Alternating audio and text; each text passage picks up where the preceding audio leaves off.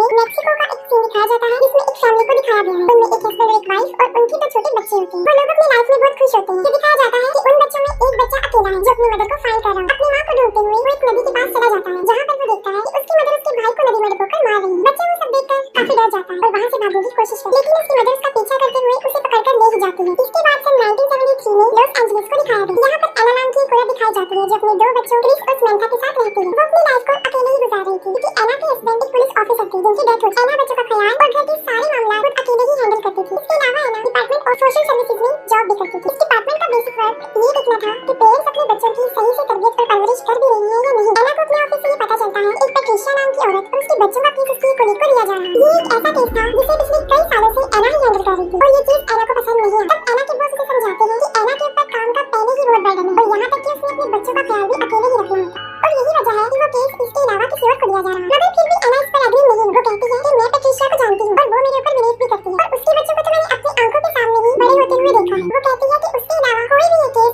अच्छे से हैंडल नहीं कर सकता। फिर एना के बॉस उसकी बात पर एग्री हो जाते हैं और वो केस एना को ही दे देते हैं। पैट्रिशिया के बच्चों के स्कूल से कॉल आती है कि वो प्लीज से स्कूल नहीं आ रहे हैं और यही वजह है कि एना को उनके घर जाना था। जिस पर उसके बॉस उसे कहते हैं कि वो अपने साथ एक पुलिस ऑफिसर को भी लेकर जाए और एना एक पुलिस ऑफिसर के साथ पैट्रिशिया के घर पहुंच जाती है। सबसे पहले पैट्रिशिया सबको अंदर आने से मना कर देती है, लेकिन फिर एना उसे बताती है कि वो सिर्फ अकेले ही अंदर आई थी और इस बात पर पैट्रिशिया उसे अंदर आने देती है। एना देखती है कि पैट्रिशिया बहुत बुरी तरह डरी हुई है और वो फिर उससे उसके बच्चे के बारे में पूछती है जिस पर वो कहती है कि वो सेफ, लेकिन एना को उसके बच्चे नजर नहीं आ रहे होते। फिर एना को एक डोर नजर आता है जिसके ऊपर बहुत ज्यादा आइस की पिक्चर्स बनाई होती है। एना उस डोर के पास जाती है जिसे देखकर पैट्रिशिया बुरी तरह भड़क जाती है। एना पर अटैक करती है और उसे मारने की कोशिश करती है। तभी फौरन पुलिस वाला वहां पर आ जाता है और पैट्रिशिया को पकड़ लेता है और इसी दौरान एना पैट्रिशिया के गले से एक की निकाल लेती है जिससे पैट्रिशिया उसे कहती है कि इस डोर को मत ओपन कर, लेकिन एना दरवाजा खोल लेती है और इस डोर के अंदर पैट्रिशिया के दोनों बच्चे होते हैं। वो दोनों बच्चे भी बुरी तरह काफी डरे और सहमे होते हैं और एना को कहते हैं कि दरवाजा बंद कर वरना वो हमें मार देगा। एना को इस बात की बिल्कुल भी समझ नहीं आती कि वो बच्चे लाल और रोना की बात कर रहे हैं। इसके बाद उन बच्चों को चाइल्ड सर्विस सेंटर में भिजवा दिया जाता है। एना देखती है कि उन बच्चों के हाथ में जलने का निशान है जिस पर वो बच्चे कहते हैं कि ये उसने ही किया। तब भी एना को समझ नहीं आती कि वो किसकी बात कर रहे हैं। इसके बाद एना अपने घर चली जाती है और रात के वक्त लाल और रोना पैट्रिशिया के बच्चों को पानी में डुबोकर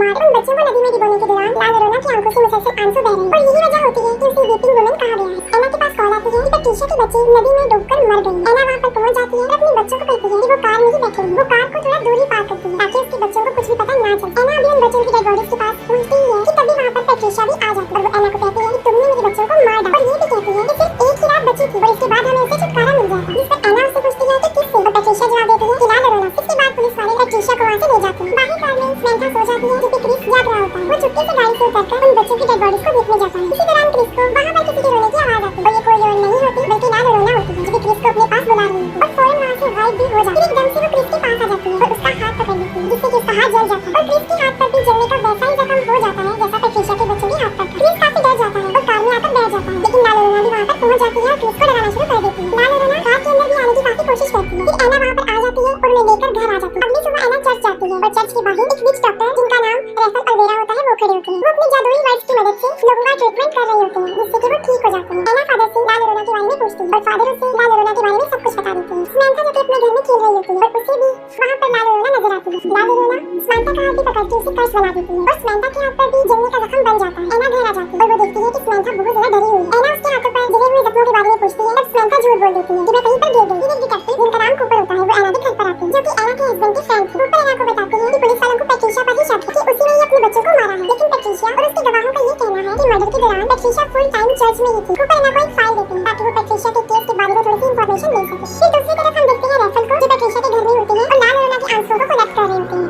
रात को एना पैट्रिशिया की फाइल देख रही होती है तभी उसे वहां पर किसी की आहट महसूस होती है। वो जाकर देखती है तो क्रिस नींद में चल रहा होता है। तभी अचानक से घर का दरवाजा अपने आप खुल जाता है और ऐसे फील होता है जैसे कोई मैजिकल पावर अंदर दाखिल हो गई। एना क्रिस को उसके बेड पर सुला देती है और समंथा को देखती है और उसी वक्त कोई पैट्रिशिया की फाइल के पेपर्स को उठाकर जमीन पर फेंक देता है। तब एना समझ जाती है कि रूम में कोई और भी है और अचानक से एना देखती है कि समंथा के रूम में लाल और रोना है। इससे पहले कि वो कुछ कर सकती अचानक से दरवाजा बंद हो जाता है। इसके बाद एना के रूम में भी लाल और रोना आ जाती है और एना उसे कहती है कि वो वहां से चली जाए। इतनी ही देर में क्रिस और समंथा दरवाजा खोल के वहां पर आ जाते हैं। एना उन दोनों को अपने बेड पर सुला देती है लेकिन खुद वो सारी रात जागती रहती है, उसे नींद नहीं आती। एना पैट्रिशिया से मिलने जाती है लेकिन पैट्रिशिया एना को उसके बच्चों की मौत का जिम्मेदार समझती है। उसी दौरान एना पैट्रिशिया के हाथों पर वही जलने का निशान देखती है। पैट्रिशिया उसे कहती है कि लाल और रोना ने किया है और अब एना के बच्चों को भी उसके रोने की आवाज आएगी और वो उन्हें भी अपने साथ ले जाएगी। पैट्रिशिया एना को ये भी बताती है कि मैंने लाल और रोना को कहा है कि मेरे बच्चे तो मुझे वापस दे दो और एना के बच्चों को ले जाओ। क्रिस को किसी के रोने की आवाज आती है। पहले तो लाल और रोना उसे गिराती है और फिर सीढ़ियों से उसे नीचे गिरा देती है, लेकिन मौके पर ही एना वहां पर पहुंच जाती है और उसे हॉस्पिटल लेकर जाती है। जब डॉक्टर क्रिस के हाथों पर जलने की जख्म देखता है तो वो डिपार्टमेंट ऑफ सोशल सर्विसेज को कॉल कर देता है। रात को एना के घर पे कूपर और उसकी कलीग दोनों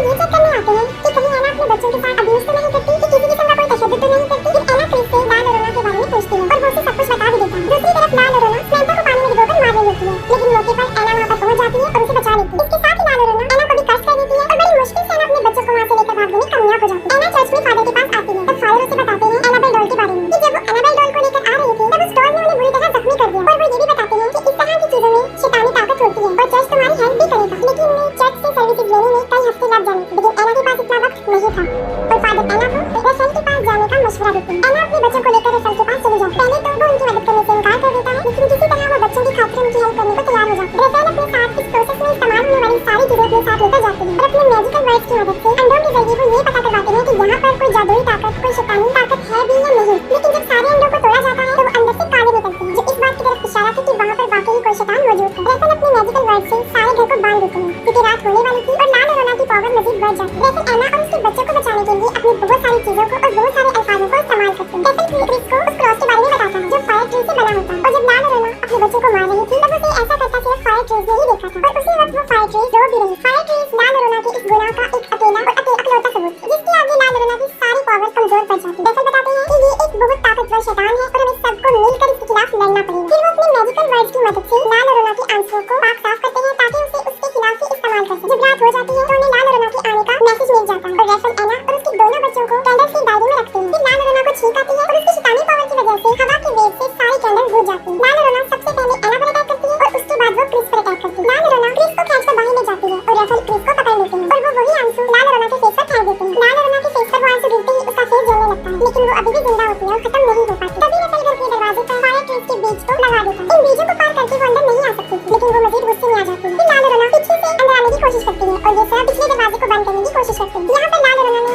ये सब जाल इसलिए बिछाया था ताकि उन सबका ध्यान पिछले दरवाजे पर लग जाए और उसके आने में आसानी हो जाए। फिर लाल और रोना सैमंथा को उसकी डोर के थ्रू बाहर निकालने की कोशिश करती है। सैमंथा को दरवाजे के बाहर उसकी डोर नजर आती है और वो डोर ओपन करके उसे लेने के लिए बाहर जाती है। सैमंथा इस बात का बहुत ख्याल रखती है कि वो बीचों की तह को क्रॉस ना कर सके और तभी वहाँ पर एना पहुंच जाती है। वो सैमंथा को डोर लेने से मना करती है और भागते हुए उसके पास आ जाती है, लेकिन सैमंथा के हाथ में उसकी डोर लग जाती है और जब वो डोर को अंदर की तरफ खींच रही होती है तब उन बीजों की लाइन टूट जाती है। इसी तरह लाल और रोना सैमंथा को बाहर खींच लेती है और दरवाजा खुद ब खुद बंद हो जाता है। लाल और रोना सैमंथा को पानी में डुबोकर मारने की कोशिश करती है, लेकिन एना वहाँ पर पहुंच जाती है और उसे बचाने के लिए आ जाती है। वो भी पानी में कूद जाती है। जैसे ही एना सैमंथा को बचाने के लिए उसकी तरफ बढ़ती है, लाल और रोना उस पर भी अटैक करती है और उसे भी जान से मारने की कोशिश करती है। तभी रफेल भी वहाँ पर पहुंच जाते हैं और वो स्विमिंग पूल को अपने जल से शिफाफ कर देते हैं, जिससे कि लाल और रोना को उस स्विमिंग पूल से निकलना पड़ता है और एना और सैमंथा दोनों बच जाते हैं। फिर हम देखते हैं कि एना के हाथ में लाल और रोना का लॉकेट आ जाता है और वो लोग सैमंथा को लेकर अंदर भी आ जाते हैं। सैमंथा बार-बार घर से जाने की कोशिश करती है, जिस पर रफेल एना को बताता है कि सैमंथा के ऊपर लाल और रोना हावी हो चुकी है और जब भी लाल और रोना सैमंथा को बुलाएगी तो ये फौरन उसकी तरफ चल पड़ेगी। रफेल एना को ये भी बताते हैं कि जब तक लाल और रोना से पीछा नहीं छूटता हमें इन दोनों बच्चों की हिफाजत करनी चाहिए। एना अपने बच्चों को कबर्ड में इसी तरह बंद कर देती है जैसे पैट्रिशिया ने अपने बच्चों को किया। दूसरी तरफ घर के बाहर लाल और रोना अभी भी बच्चों का वेट कर रही होती है। एना रफेल को वो लॉकेट दिखाती है जो उसने लाल और रोना के गले से उतारा था। रफेल एना को कहते हैं कि तुम इसे संभाल कर रखो, हम इसे उसके खिलाफ इस्तेमाल कर सकते हैं। कुछ देर गुजर जाने के बाद एक औरत उन बीजों की लाइन को क्रॉस करते हुए उनके बच्चों के पास पहुंच जाती है। ये औरत पैट्रिशिया होती है। उसे ये लगता है कि अगर वो सैमंथा और क्रिस को लाल और रोना के हवाले कर देगी तो वो